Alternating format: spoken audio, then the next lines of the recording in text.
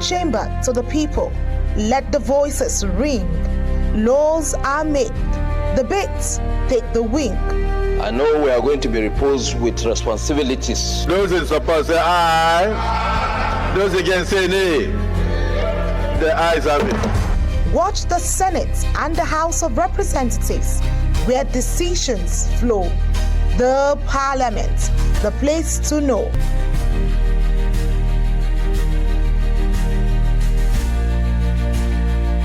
The Parliament, see power at play.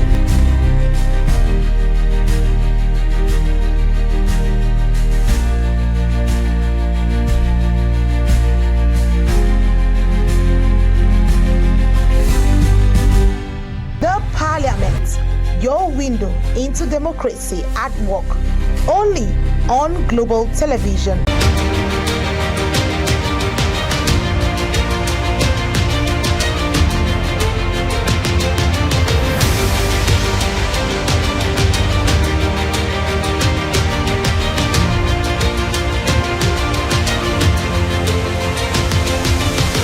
Hello and welcome to your parliamentary program, The Parliament, which deliberates on legislative policies from the chambers of the National Assembly to the voices shaping Nigeria's democratic journey. Welcome once again and a happy new year from the Parliament. I am Anieti Patrick.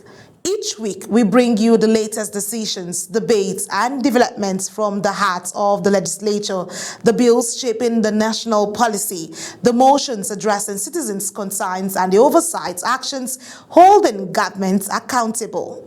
On this episode, the Senate returned from its Christmas and New Year recess with a pledge to accelerate action on key national issues as President Bola Tinubu forwarded major judicial and health sector reforms for legislative consideration.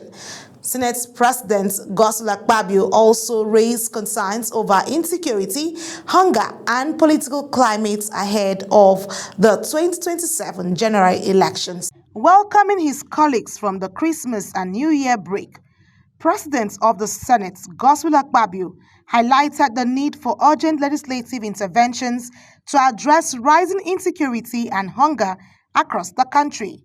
He commended ongoing military cooperation between Nigeria and the United States while expressing condolences to families who have lost loved ones to insecurity. Akpabio warned that worsening food shortages demand immediate attention, referencing projections that millions of Nigerians could face severe hunger in 2026 if proactive steps are not taken.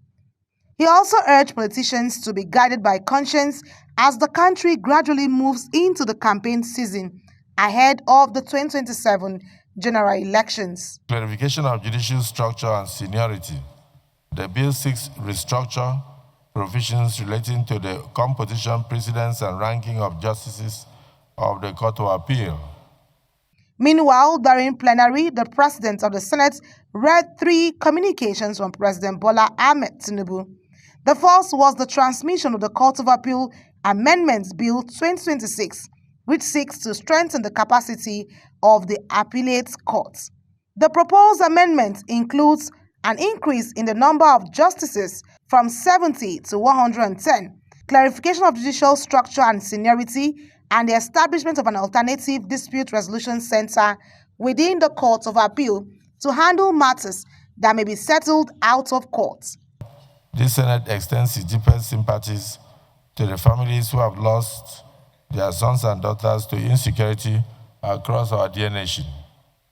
In the second correspondence, the President requested Senate's confirmation of the appointment of Justice Oyewole Kayode as a Justice of the Supreme Court of Nigeria. The third communication conveyed the President's request for the Senate's consideration of 24 health sector bills aimed at reforming existing health laws, including efforts to streamline what was described as an over-bloated membership of the governing councils in the sector.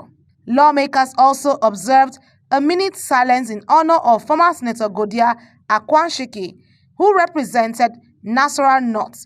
The Senate subsequently adjourned plenary to January 28, 2026. In the same vein, the House of Representatives resumed plenary after the Christmas recess. It, however, suspended plenary in honor of 7 senators of the National Assembly who reportedly passed away during the Christmas. It is a tradition of the National Assembly to suspend plenary of the day following the demise of either a member of the House of Representatives or the Senate.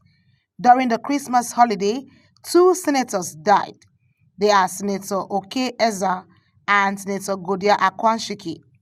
The Deputy Speaker of the House, Benjamin Kalu, while welcoming members back from their 5 weeks break, described Senators Godia Akwanshiki and Okechukwu Eza as grassroots politicians with the interests of the nation at heart, praying them eternal rest in peace.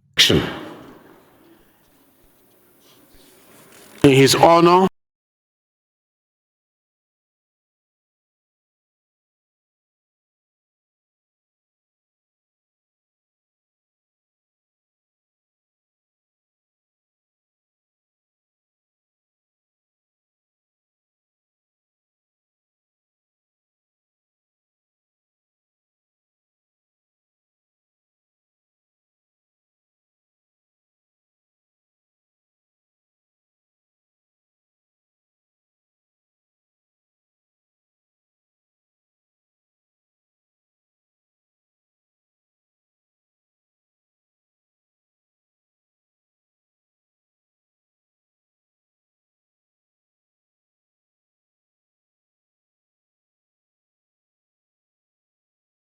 Also, the Senate has deferred deliberation on the much-anticipated report of its Committee on Electoral Matters following the absence of the committee's chairman, Senator Simon Bakola Long, Plateau South. The Red Chamber had listed the presentation and clause-by-clause consideration of the report on the order paper. Senate leader Opeyemi Bamidele formally invited Senator Lalong to lay the report, after which debate was expected to commence. However, proceedings stalled when the committee chairman was not present to present the document. The development sparked a brief exchange among senators before a motion was moved to step down the item. And the intention is not to withdraw, it's not to ask the Secretariat to withdraw this. Members should be allowed to go home with this bill. I feel that this is not a bill that can be presented and considered right away as scheduled on the order paper. My motion, sir, is that members, distinguished senators, be allowed to go home with this bill. And when we come tomorrow, which is the next legislative day, we will also hold a brief closed-door session for us to debate critical clauses of this bill so that we can come and consider and take our positions in plenary. So, Mr. President, distinguished colleagues, my motion is that we stand down. No. The presentation will be done tomorrow. That's the essence of my. That we stand down this bill for consideration on the next legislative day. But it's important that distinguished colleagues are allowed to go home with copies, and that we also have a brief closed-door session before we resume plenary to consider this. I so move, Mr. President. Minority question. Corroborating the Senate leader's position, President of the Senate, Godsluck Babio, announced the postponement of both the presentation and detailed consideration of the report until the next legislative day. So we step it down and then we commence with closed session on the next legislative date. Let me say that Senate leader, I believe the Senate has a way of diffusing tension. This is a very important bill, considering the fact that we are about to go into elections. So if we rush it, we regret at the tribunal. So if we get it right, then all Nigerians will smile, and we'll have we have free and fair elections, particularly where Senator Tambuwa is looking at me. So maybe he thought I was going to rush it. I'm not going to rush it. However, the Senate is currently working on the Electoral Act Amendments Bill 2025 aimed at reforming aspects of the 2022 Electoral Act ahead of the 2027 general elections. The proposed amendments are expected to address operational gaps and strengthen transparency in the electoral process. Although the House of Representatives passed its version of the amendment bill in December 2025, the Senate's delay in concluding work on the report has drawn attention as the upper chamber must harmonize its position before the legislation can proceed further.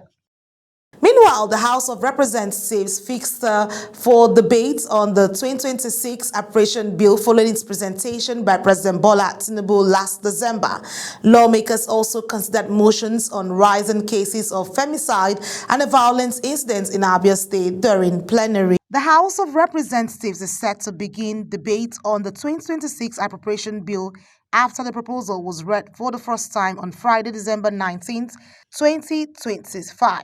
The bill seeks approval for the withdrawal of 58,472 billion naira from the Consolidated Revenue Fund of the Federation for the fiscal year ending December 31, 2026. A breakdown of the estimates shows 4.09 trillion naira for statutory transfers, 15.9 trillion naira for debt servicing, 15.25 trillion naira for recurrent non-debt expenditure, while over 23 trillion naira is proposed for capital expenditure. The total sum of 58,472,628,944,759 naira, only of which 4,097,381,103,856 naira only is for statutory transfers. Then 15,909,361,631,657 naira only is for debt services. 15,251,538,827,423 naira only is for recurrent non-debt expenditure, while the sum of 23,214,347,381,824 naira only is for contribution to the Development Fund for Capital Expenditure for the year that is ending 31st December 2026. This is standing in the name of Honorable Julius Ihumbre.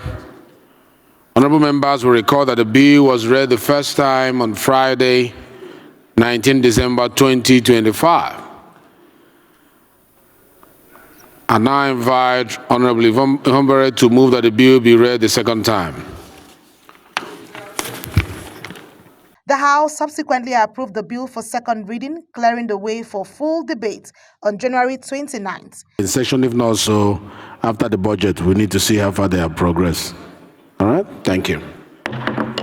During plenary, Awaji Nobenk Abiante raised a personal explanation, drawing attention to the growing cases of femicide across the country, and called for urgent legislative and institutional action to protect women and girls. Push beyond where you are so that we can have these bills passed for the benefit of Nigerians. Let them be passed for the benefit of Nigerians.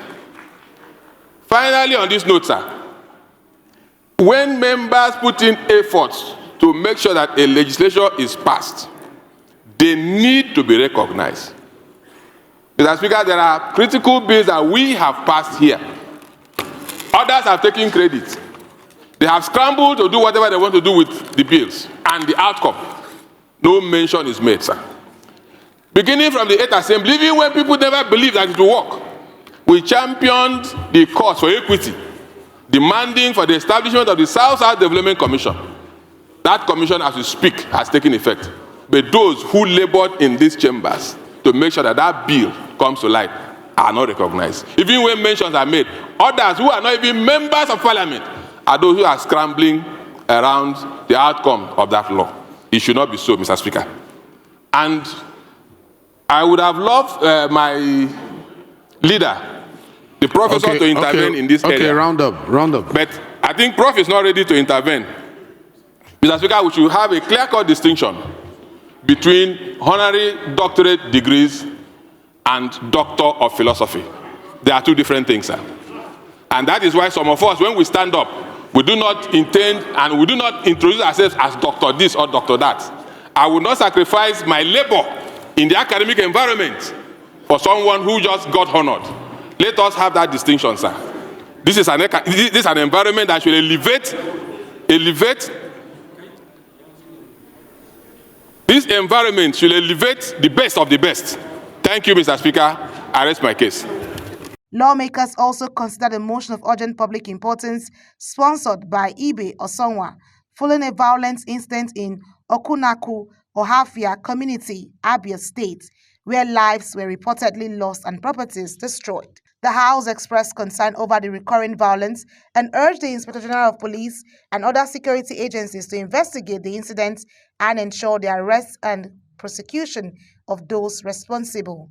The House is aware that the said incident caused panic, fear, and disruption of peace within the community, thereby threatening public safety and social harmony. The House is concerned that the continued reoccurrence of such violent incidents, if not urgently addressed, could escalate into wider communal unrest and loss of lives and property. The House notes that the injuries sustained required urgent medical attention and support, while the community requires reassurance of protection and justice. The House is mindful that the constitutional responsibility of government is to ensure the safety of lives and property of citizens. The House thereby resolves to 1. Urge the Inspector General of Police and other relevant security agencies to immediately investigate the incident, identify the perpetrators, and ensure that justice is brought to the community. 2. The House calls for the Ministry of Humanitarian Affairs, Disaster Management and Social Development, in collaboration with the state government, to provide medical assistance and necessary relief for the injured victims. 3.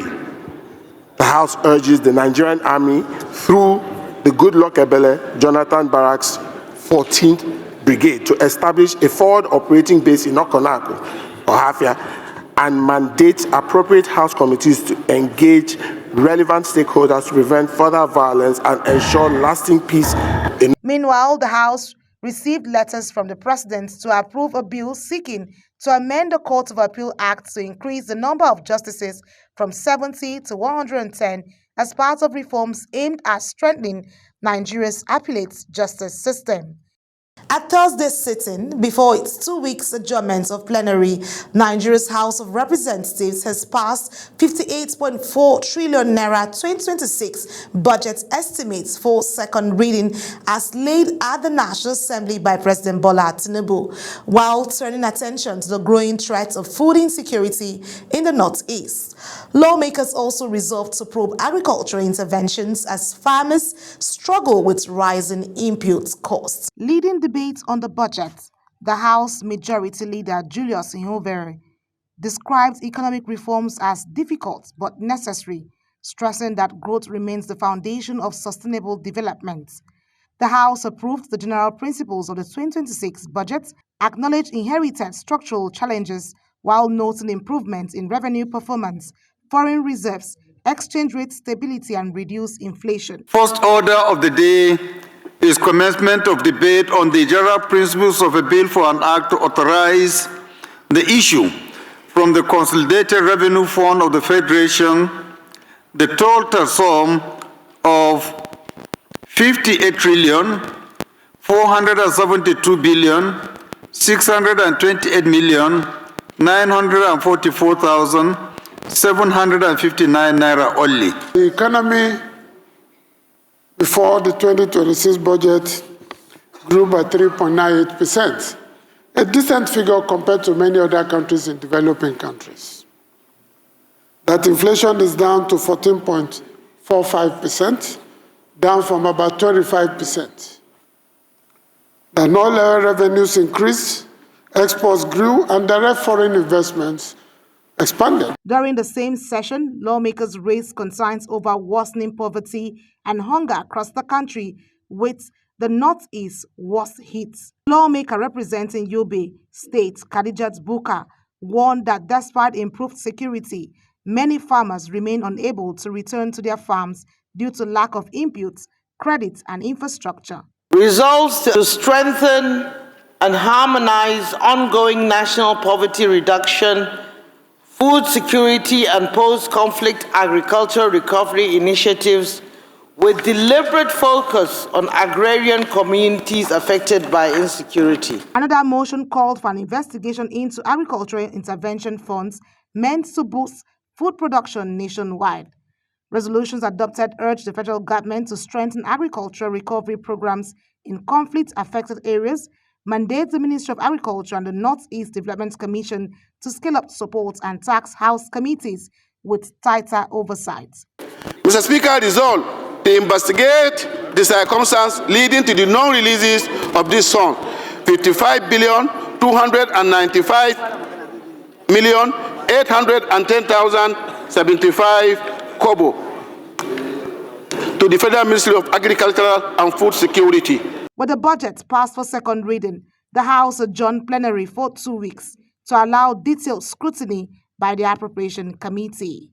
The Senate has set up a special committee to further galvanize and harmonize opinions expressed by various distinguished stakeholders on electoral matters. The decision was taken after lawmakers returned from a closed-door session where reports on electoral issues were considered. The committee is expected to review the opinions expressed by several lawmakers during the deliberations and submit its report to the Senate on Tuesday, 3rd of February 2026. Chairman of the Committee on Judiciary and Legal Matters was appointed to lead the committee with other senators named as members. The outcome of the committee's report is expected to guide the Senate's next steps on electoral reforms. The Senate has set up a small committee to further make contributions, galvanize, distill all the opinions of distinguished senators and present them to us for final deliberation on Tuesday. The House of Representatives also held valedictory session for its outgoing clerk, Dr. Yahya Danzaria, praising his decades of service to parliamentary democracy. Lawmakers later turned attention to an urgent allegation of discrimination in the recruitment of resident doctors at the University of Calabar Teaching Hospital. The House of Representatives on Thursday paused legislative business to honor the outgoing clerk, Dr. Yahya Danzaria, at a valedictory session marking the end of his service to the National Assembly. Speaker Tajuddin Abbas described Dr. Danzaria as a stabilizing force whose tenure strengthened legislative procedure, improved record-keeping, and reinforced respect for due process in the 10th House. Beyond institutional frameworks, Dr. Danzaria exhibited exceptional professionalism. His calm temperament defined his service. Commendations also came from the Deputy Speaker, Majority Leader, Minority Caucus members, and Representative Miriam Onoa, who praised the clerk's calm temperament, impartiality, and accessibility to lawmakers across the party and region lines. Attention to details. His humility was infectious. All assignment given to him was with diligence. Is one of the best committed and dedicated staffs of the National Assembly. I pray that this nation would not just allow this your brain and contribution to go unrewarded before you get your national honors. Proceedings were later suspended as lawmakers went into a 40-minute executive session. But when plenary resumed, attention shifted to a matter of urgent public importance on the motion alleged discriminatory practices in the recruitment of resident doctors at the University of Calabar Teaching Hospital, which claims that qualified applicants were rejected on ethnic and state of origin grounds. Lawmakers expressed concern that such actions, if proven, undermine the federal character principle and worsen manpower shortages in Nigeria's health sector. Suspension of Professor Ikpeme Asanye Ikpeme by the Federal Ministry of Health to ensure he does not interfere with the investigation to be conducted by the Committee on Health Institutions.